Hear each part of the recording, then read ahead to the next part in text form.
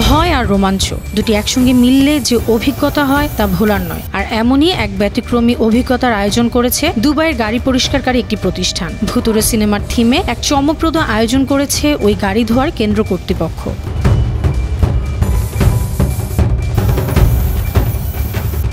দুবাইয়ের লামসাত আল ফখামা নামের ওই গাড়ি পরিষ্কারকারী প্রতিষ্ঠানটি ৩ বছর আগে এই অভিনব আয়োজন শুরু করে। প্রতিষ্ঠানটির মালিক এমন কিছু করতে চেয়েছিলেন যা সাধারণ পরিষেবা থেকে ব্যতিক্রম। গাড়ি পরিষ্কারকারী প্রতিষ্ঠানের মালিক ওমর আল রাফি বলেন, তার ভাই ভৌতিক চলচ্চিত্রের ভক্ত। ভৌতিক চলচ্চিত্র দেখে তাদের মধ্যে এই ধারণা আসে।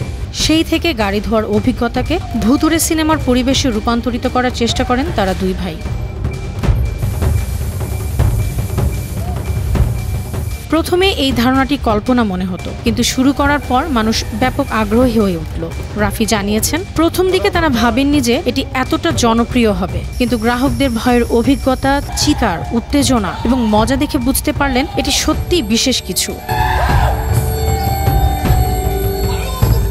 তাদের প্রতিষ্ঠানে গেলে প্রথমে গ্রাহকরা কিছুই আঁচ করতে পারেন না। তাদের কাছে মনে হয় এটি আর 10টি গাড়ি পরিষ্কার কেন্দ্রের মতোই। কিন্তু গাড়ি নিয়ে ভেতরে ঢোকার পর ভয়ের আসল চিত্র তুলে ধরা হয়। গাড়ির দরজা বন্ধ হওয়ার সঙ্গে সঙ্গে গ্রাহকদের ভিন্ন এক জগতে প্রবেশ করানো হয়। ভয়ঙ্কর রোবটিক কণ্ঠস্বর, অদ্ভুত আওয়াজ এবং ভুতুড়ে আলোর ঝলকানিতে তৈরি করা হয় এক রোমাঞ্চকর পরিবেশ।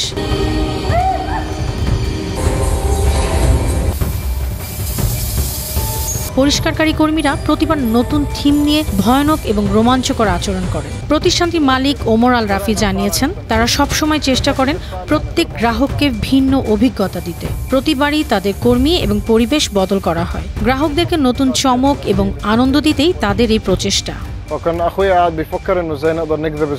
মোবারক নামের একজন গ্রাহক ফালাহ এবং আহমেদ নামে তার দুই বন্ধুকে নিয়ে সেখানে গিয়েছিলেন। মোবারক বলেন, ভয় আর রোমাঞ্চ একসঙ্গে উপভোগ করার মতো অনন্য অভিজ্ঞতা নিয়েছেন সেখান থেকে। তার বন্ধুরাও খুব মজা করেছে। তিনি সবাইকে অন্তত একবার সেখানে যাওয়ার পরামর্শ দিয়েছেন। মোবারক মনে করেন এমন ভয় আর রোমাঞ্চ সবারই উপভোগ করা উচিত। নিউজ ডেস্ক, বানো টিভি।